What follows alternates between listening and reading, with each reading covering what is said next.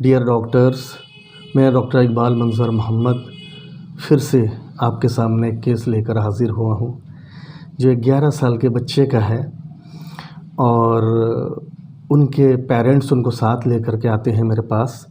उनका प्रॉब्लम ये है कि बचपन से उनको पेशाब हो रहा है बिस्तरे में, वो रात में उठ नहीं पाते हैं और आज तक बचपन से 11 साल हो गया वो रात में उठ करके पेशाब नहीं कर पाते हैं।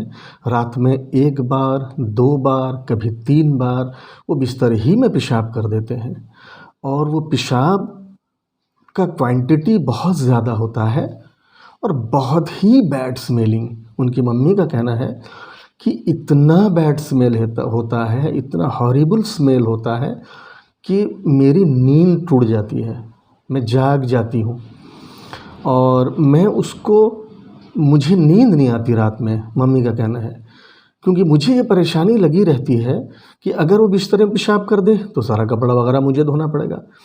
तो मैं हर 2 घंटे में उठती हूँ और उसको जगाती हूँ और उसको लेके फिर टॉयलेट जाती हूँ। ये इतने साल से करते करते करते मैं ख़ुद बीमार हो गई भी और हम लोग बहुत सारा इलाज किए, होम्योपैथिक भी किए, एलोपैथिक भी किए, पीडियाट्रिक स्पेशलिस्ट को भी दिखाए, मगर फ़ायदा नहीं हो रहा है। अगर हो रहा है तो कुछ दिन के लिए, फिर जैसे कि वैसे हो जाता है। और पेशाब के बाद में मैं पूछा कि बच्चा अगर आपकी आँख लग जाए, बच्चा बिस्तर में पेशाब कर दिया, आप उठ के देखी, तो कहने लगी बच्चा पेशाब करने के बाद में कभी भी नींद से नहीं जागता है। पेशाब करके वही पेशाब में वो पड़ा रहता है और उसको फिर मैं उठाती हूँ, फिर कपड़ा वगैरह सब उसका बदलवाती हूँ, फिर उसको सुलाती हूँ। ये बचपन से 11 साल की उम्र हो गया, ये सिलसिला कंटिन्यू चला आ रहा है और मम्मी बहुत परेशानी और बहुत बेजारी का इजहार कर रही थी कि इससे मैं बीमार हो चुकी हूँ डॉक्टर साहब, मैं बहुत परेशान हूँ इससे। बच्चा चुपचाप मेरे सामने बैठा रहा और जो बात बता रही थी सारी बातें मम्मी बता रही थी। तो उनकी मम्मी और एक चीज़ बताई कि बच्चे को जब भी पेशाब लगे, चाहे रात हो या दिन हो, वो टॉयलेट जाते जाते रास्ते में पेशाब हो जाता है, उनका कपड़ा ख़राब हो जाता है। ये बचपन से आज तक चला हुआ है डॉक्टर साहब, इसके लिए मैं और परेशान हूँ। और बच्चे को मैं अगर कुछ पूछा, यहाँ पे सामने थे मेरे, वो बहुत धीरे से जवाब दिए और शांत बैठे रहे, चुपचाप बैठे रहे, कोई हरकत नहीं, कोई ऐसी एक्टिविटी नहीं था उनका। तो फिर मैं कुछ मम्मी को पूछना शुरू किया, जानना चाहा उनके नेचर के बारे में बच्चे के। मुझे अंदाज़ा हो गया कि थोड़ा सा डर से रिलेटेड इनको ज़रा सवाल पूछना चाहिए माँ को। तो मम्मी ने बताया कि मोबाइल में कोई गेम हो या किसी तरह की कोई चीज़ हो जो डराने वाली हो, उससे बच्चा डर जाता है। इस तरह की चीज़ों को वो नहीं देखता है और शांत रहता है, चुपचाप रहता है, बहुत कम बात करता है। और अभी तो लॉकडाउन है, कहीं जाता नहीं है, स्कूल वगैरह, तो सारा दिन घर में रहता है, मम्मी का कहना था। और मैं इससे ज़्यादा बाहर छोड़ती भी नहीं हूँ, दोस्तों के साथ भेजती नहीं हूँ और माँ थोड़ा सा रिस्ट्रिक्शन करके रखी हैं उसके साथ में, ऐसा मत करो, वो मत करो, वहाँ मत जाओ, वो दोस्त के साथ बाहर मत खेलो, इस तरह का करके रखी हैं। घर में अगर कोई भी काम उनको कहा जाए करने के लिए, किसी चीज़ को यहाँ से लेके वहाँ रख दो, वहाँ से यहाँ ले आओ, उनका अपना होमवर्क है, टास्क है, कुछ भी है, इसको वो बहुत धीरे से करते हैं, बहुत आहिस्ते से करते हैं। तो ये थोड़ी सी जो बात उनके साथ हुई बहुत कम वक्त में, इससे मैं 4 रूब्रिक मुझे मिला, 4 रूब्रिक में बनाया और ये 4 रूब्रिक को फिर रिपर्टाइजेशन हम करते हैं, देखते हैं क्या मेडिसिन आता है। पहले रूब्रिक को हम डिस्कशन कर लेते हैं। पहला रूब्रिक हुआ fear horror movies of quite disposition, slowness, elements from protection, parental protection, excessive. तो ये elements from protection, parental protection, excessive में 3 दवाइयाँ हैं, बेराटाकार, कलिकेरकार और सिलिका। तो ये इसको सम अप करने के बाद में, रिपटराइज करने के बाद में कैल्क्रेकार्ब मेडिसिन आया। 26/8/2021 में मैं उनको कैल्क्रेकार्ब दिया। फिर हर 15 दिन में वो आते रहे। फिर उनका जो प्रॉब्लम हो धीरे धीरे कमता रहा।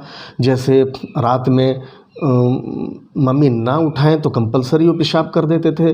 अब अगर मम्मी ना उठाएं, उनकी आंख लग जाए, नींद ना टूटे, तो कभी पेशाब कर देते हैं, कभी नहीं करते हैं। क्वांटिटी जो था, बहुत ज़्यादा पेशाब करते थे, वो क्वांटिटी धीरे धीरे कमने लगा। पेशाब में बदबू कमने लगा। और जो बिल्कुल चुपचाप रहते थे, अब वो थोड़ा सा एक्टिव होने लगे।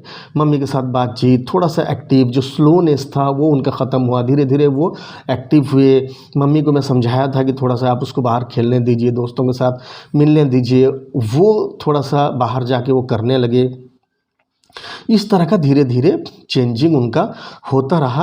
और जो पेशाब, वो टॉयलेट को जाते जाते, दिन हो रात हो, पेशाब अगर उनको लगी है तो टॉयलेट जाते जाते रास्ते ही में पेशाब हो जाता था। वो चीज़ भी काफ़ी हद तक कमते कमते चला। तो ये सारी चीज़ों में उनका डेवलपमेंट होते होते चला। आखिरी विजिट जो था वो कल था, 11/11/2021 में उनके पापा आए थे। कहने लगे अब बच्चा लगभग 3 हफ्ता हो गया, बिल्कुल ठीक है। 3 हफ्ता लगभग हो गया, बिल्कुल एक बार भी रात में बिस्तर में पेशाब नहीं किया है। मम्मी आराम से सोती हैं, हम लोग आराम से सोते हैं। खुद उठता है, टॉयलेट जाता है, पेशाब करता है। दूसरी चीज़, काफ़ी एक्टिव हो गया है। जैसे बच्चों को नॉर्मल एक्टिव होना चाहिए उस तरह का एक्टिव हो गया है। बातचीत करता है और थोड़ा बहुत जो अपना खेल कूद करता है, दोस्तों से मिलता है। तीसरी चीज़ है, जाते जाते टॉयलेट, रास्ते में जो पेशाब हो जाता था वो बिल्कुल ख़त्म है। और क्वांटिटी उसका बिल्कुल नॉर्मल हो गया है पेशाब का। हम लोग पूछते हैं या देखते हैं कितने वक्त में वो जाके आ जाता है।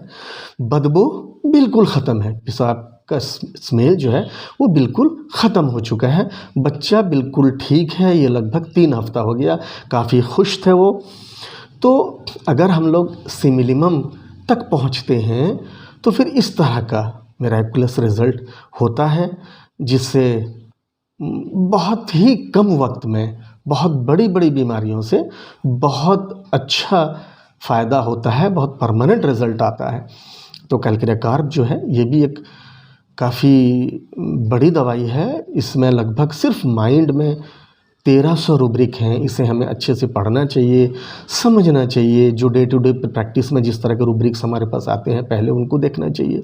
पहले हम कॉमन मेडिसिन को, कॉमन रेमेडीज़ को पहले पढ़ें, फिर बाद में हम लोग रेयर पर जाएं। क्योंकि हमारे क्लिनिकल प्रैक्टिस में रोज़ाना इसी तरह के कॉमन मेडिसिन के पेशेंट्स आएंगे। उन्हें हमें समझना है, देखना है और सिमिलिमम तक पहुंचना है और राइट सिलेक्शन करके मेडिसिन देना है। तो आज के वीडियो में इतना ही। धन्यवाद।